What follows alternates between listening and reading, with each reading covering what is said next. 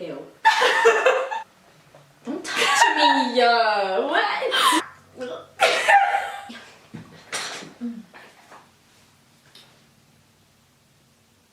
Hey everyone, welcome to Siscussion. It's been a minute. It's been a long time. It feels weird to do this. Like, we actually filmed this. we did like one. No, we filmed this a couple months ago. Oh yeah, we didn't. Well, I didn't like it because I was just like, I don't know. It just was too je ne sais quoi. I'm sorry. Okay. Anyways, it's been I feel rusty. I even forgot how to like do all of this. Use the camera. That's something new. We're filming it. Yeah. Oh my gosh. This is new. We never filmed this before. We only did audio podcasts, but now we're doing video because that feels more like personable. Natural. Je ne sais quoi. Stop saying that. Anyway, so welcome to Siscussion. We should really reintroduce ourselves because it's been like 2 years or so. It's been like since the start of COVID, I'm pretty sure. So my name is Zainab, hence the channel name. And I'm Amina. Yeah, and we're sisters. And I have a YouTube channel that you need to subscribe to. Yeah, she just started, so you should subscribe to her YouTube channel. It's and yes, and she's also, and you should. I'm trying to speak. And you should subscribe to and you should subscribe to this one too because yeah, that's where it's at. So let's just jump right into it because you have to leave in like 20 minutes. I do. So we're doing a part 2 of unpopular opinions. Yeah. The last time, was it yours? Was that the last time we did it? I'm pretty sure. 2 years ago? Yeah. I actually wrote mine down 2 years ago. In 2020. So some of them were kind of relevant of the times, but I'm not going to change it. I added one new one. But yeah. Okay. All right. So let's get started. So I was gonna have a disclaimer, but I think disclaimers. These are stupid. just like disclaimers are stupid. Yeah, these are my opinions. They're just opinions. Yeah, they're not facts. Like, I mean, some of them are facts. But okay, we'll start with the first one. I think. Okay, so I'm gonna say it and then I'm gonna elaborate. Okay. And then you can tell me what you think. Okay. Okay. So the first one's not too bad. I think that ride or die is stupid.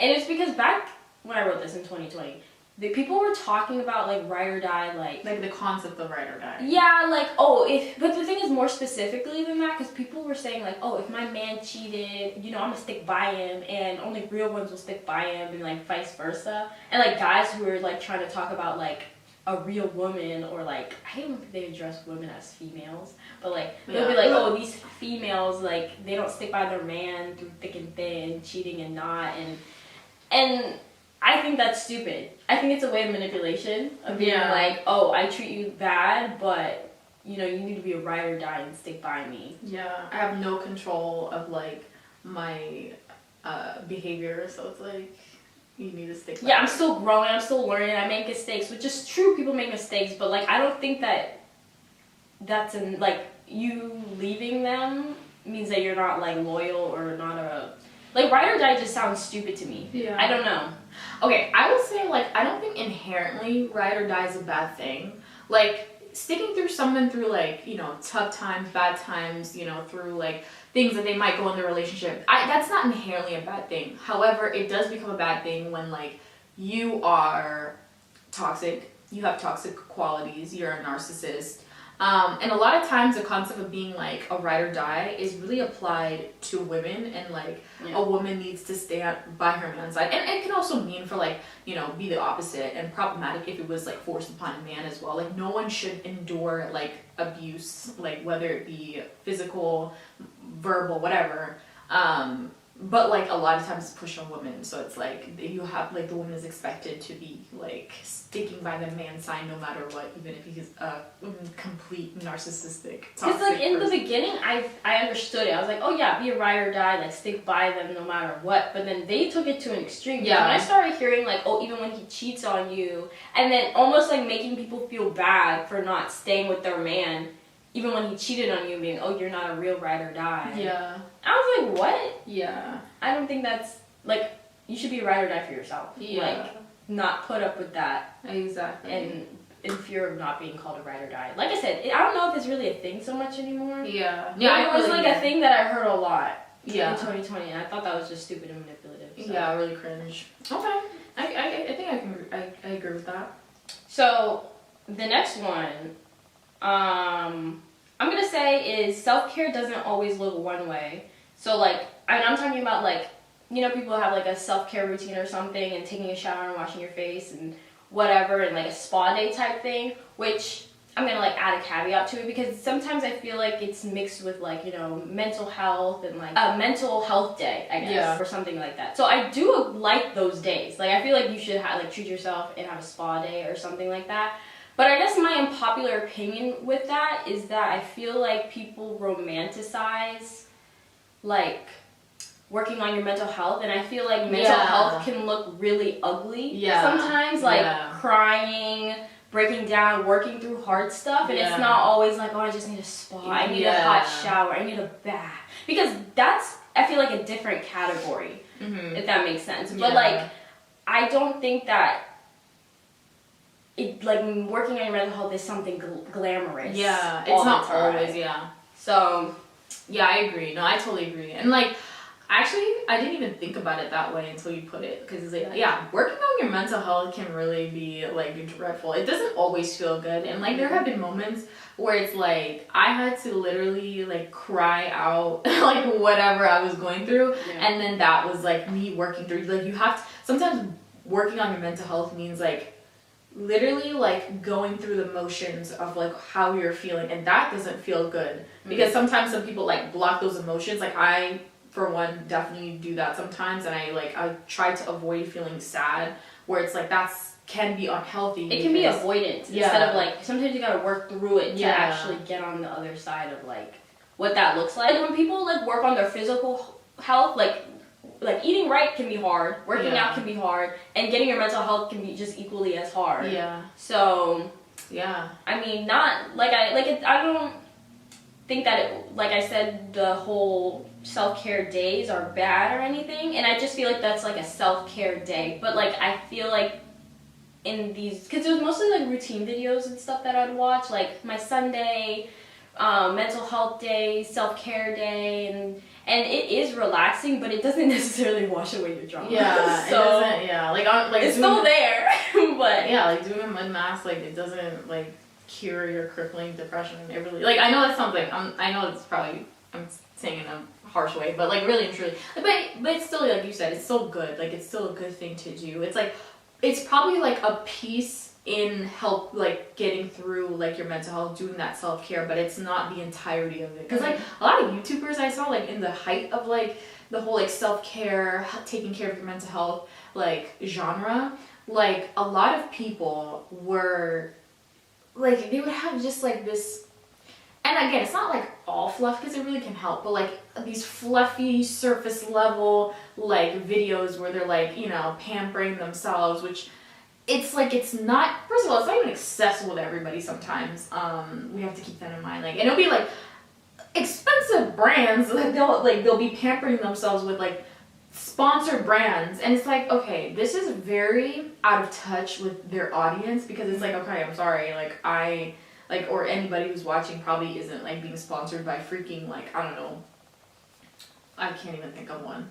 Like, but you know what I mean, like, I'm trying to think of a brand, but like, yeah, so, again, not a bad thing, I agree, it's not like a bad thing, it's also, it's not a bad thing, but it can be, very surface level and not, like, the whole truth. That was that. No, not. Then this one, which I know you're scared of me to talk about, but I love the body positivity movement.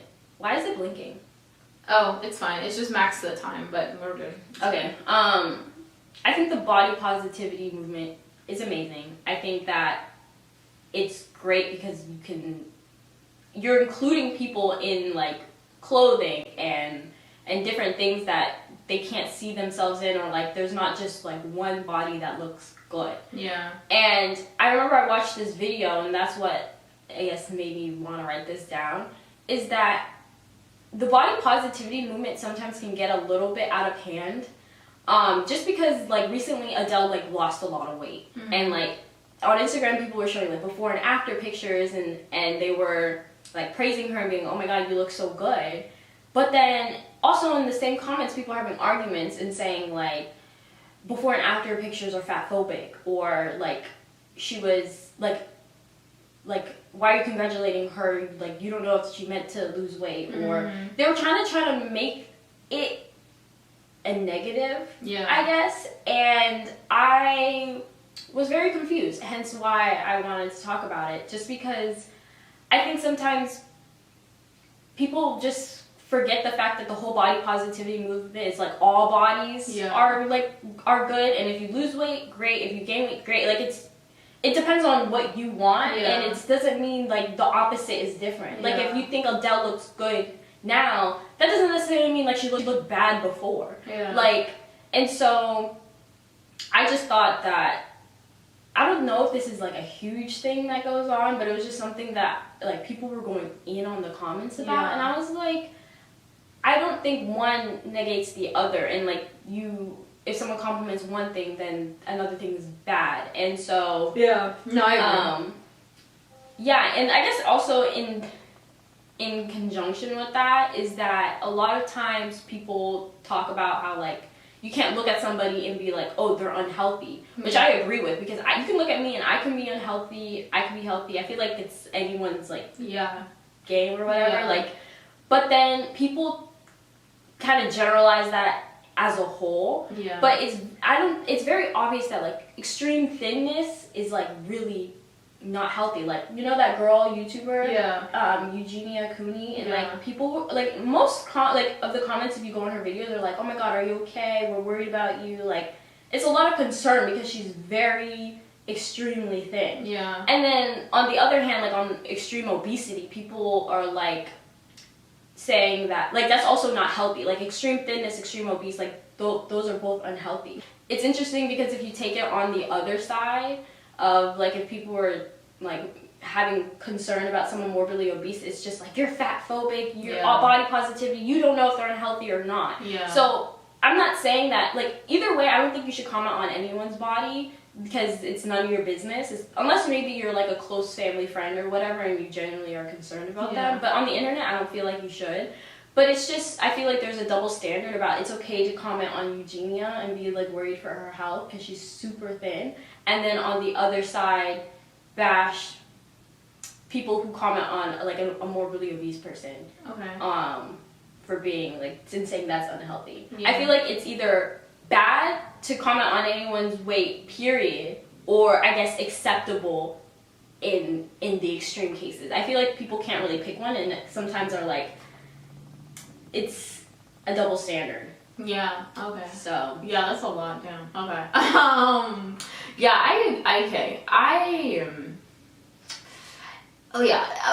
I'll just put that out there. There is such thing as a unhealthy weight. It is a thing. Like, I'm a nurse, and if I was to tell a patient, like, I have to tell, like, I have an obligation as a healthcare worker to say something like, this is unhealthy, you shouldn't do that, like, because of X, Y, and Z reason. And if weight is whether they're very thin or very obese, like, if it's applicable to whatever they're, in for, whatever, it is my responsibility to say that, you know what I mean? To say, hey, you need to X, Y, and Z your weight, you know what I mean? So that's important. But I agree. I think that there is a double standard. And I think with the body positivity movement, I love it. I think it's important because honestly, what's this thing called? Standard beauty. Honestly, it's stupid. It's ridiculous. And also something about that though is like, people need to also understand that weight isn't the only determinant. What's the word? Factor or whatever that equates health. Like, you can be like a normal healthy weight, but then still be unhealthy. Like, there are other things besides like weight that can prove if you're unhealthy or not. Absolutely. So, I mean, I don't know. It can be like a uncomfortable conversation to have. I just feel like you should mind your own business, period. But to just say that you can't look at, like, make the overall judgment and say you can't look at somebody and say that they're unhealthy or not is not necessarily true. Whether it's your business or not is a different conversation. But like, on extreme ends, there is unhealthy weight on both sides. And that doesn't mean you're fat phobic or skinny phobic or whatever. Yeah. But yeah. Okay. Anyways, next one is you don't have to go to college. Yeah. Yeah, okay. Okay. I mean, I don't feel like it's really necessary because a lot of people that I actually know in person, they go to college not knowing what they want to do. And it's just because they feel like they need to go to college. And it's just wasting money. Like, and I don't understand the point of that. Like, if you don't know what you want to do yet, I don't feel like you should necessarily start college. Like, and keep going for years and years, and you're just like constantly like you're just wasting money. And it's just like, I feel like the pressure of society of like, oh, I need to go to college, or I'm worthless, or I'm not smart, or whatever. Like, you can be very successful without going to college. It just depends on your plan. But yeah, I agree. I value college. I think that like, again, it's not inherently a bad thing, but college in America is very expensive. So yeah, that's one thing. And going in not knowing what you want to do, it really can be a problem financially, mentally, like also because you're just like lost in this like big environment where it's like you have so many options, but you don't know what you want. Nothing fits who you are. But I do think it's important that you really, really dig and find what that is, and whether, like, if you are going to start that thing, that career, whatever, for yourself, minus college, or, like, I really think that it's important to plan out and see what is your drive, because, yeah, college really can be, like, I know people that went to college, like, and they didn't know what they wanted to be, like, 4 years deep into their like college experience, and it's just been one big waste of money, you know. And I feel like those type of people, they maybe, whether it's subconscious or not, they don't feel like not going to college is an option, and that's why they get into this like going to years and years in college. It's because they don't think that it's not an option. Yeah. But it is an option, and it's okay if you like are like have a plan and know what you want to do. I think it's an unpopular opinion for us because like we have a culture that is very, very like if we told our parents this, they'll be like, oh yeah, they'll be like, all right, stay broke then. Exactly, get out of my house. So it's like for us it's an unpopular opinion, but really for maybe, I think it's starting to catch on like here, like in America, that like you don't need to go to college to become like successful, and success is like, it's subjective. But definitely I think when you come from a culture where it is push, not even just to go to college, but to get a good degree, doctor, lawyer, you name it, like those kind of degrees are considered good. Engineer, exactly. But it's okay if you're not. What? It's okay if you're not one of those, or you don't want to be one of those, right? And like, but definitely still finding yourself is important whether you go to college or not. Like, I think it's important to be an active member of society, in some way, even if like doing whatever that you're doing in life, whether it be working, volunteering. Like, I do think it's important to be an active member in society and helping in some way. Because also a lot of people don't use the degrees, and it's kind of like, dang, you know what I mean? So, like, I guess just do research and find out, like, more about if that's what you want to do. Yes. Like, that's like, if you have a job, a career, see if you need to go to college. Especially because it's a lot of, like, a huge financial burden for so many people, and we have so much student loan debt. It's crazy. So if you don't have to, then just don't. Which is haram, too, like, you know, it is, you know, it's haram. So that's even a big. And if you don't know what you want to do, just like, it's okay to take a gap year. It's okay to like chill. I mean, we think, but your parents might not, so that's a whole other thing. But like, I think it's okay to take a gap year, figure it out. And well, like you said, like to research what you want to do, because oh my goodness, if I had researched like nursing, I mean, it still ended up being what I wanted to do, but I feel like it would have eliminated some of that learning curve, because sometimes when you're in whether you're in a career field or you're like in school for a specific career, med school, nursing school, whatever, like overcoming that learning curve can be like an issue of like, okay, am I gonna stick this out or am I gonna quit? Because some things aren't worth it. No, honestly, are you like kidding me? going through a lot of school, sometimes it's just not worth it because No. it's time, it's money, and it's like I don't even want to do No, this. So. honestly, like nursing school was a big blow to my mental health, and would I do And it if it's again? not- Hell no, hell to the no. Really? If I would do it again, Yeah. okay. Would you do it if you knew now what you know? Okay, well, would I do it again?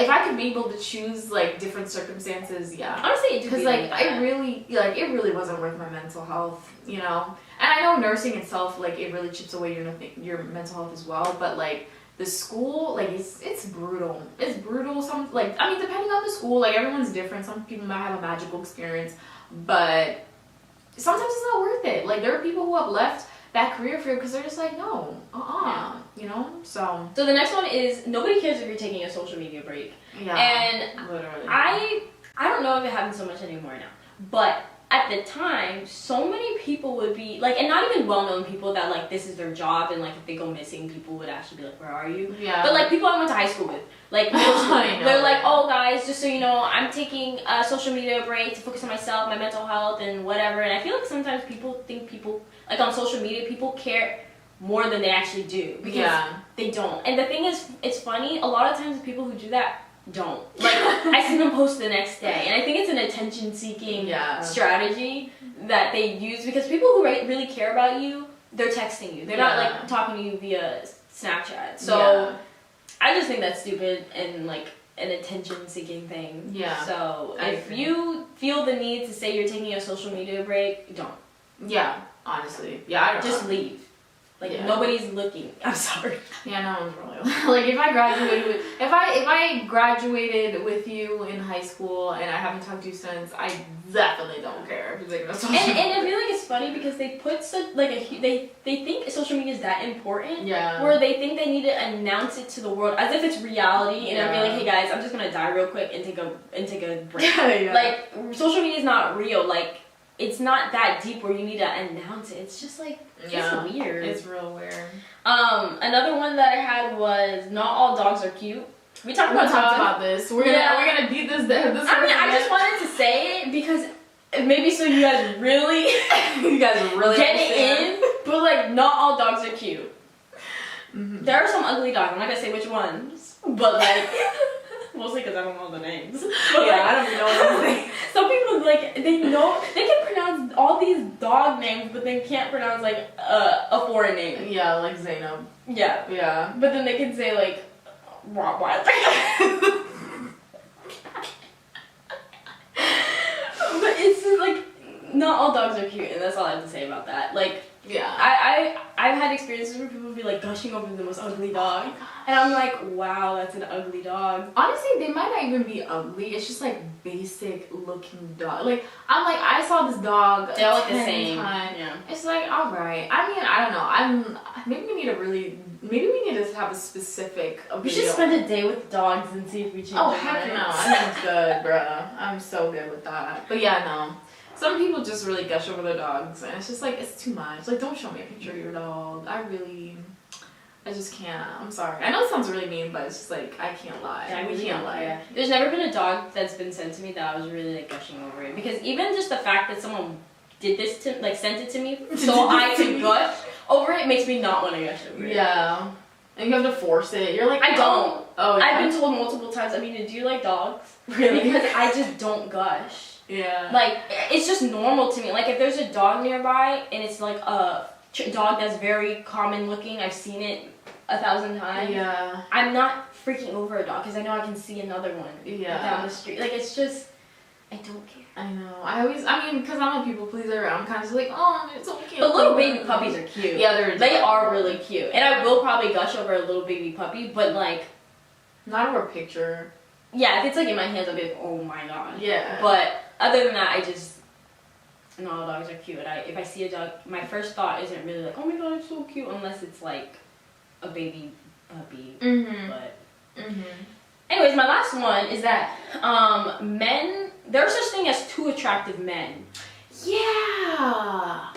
Yeah. Mm-hmm. Mm-hmm. That one. Yeah. Yeah. There really is. There are some men, I mean, maybe some men can relate in terms of like the opposite, like with women. Yeah, there are some men that are just too clean cut, too attractive. It's unattractive. Yeah, that almost becomes like their body is so sculpted perfectly. Like they're just too much, and it's like I don't want it. I'm not really here for it.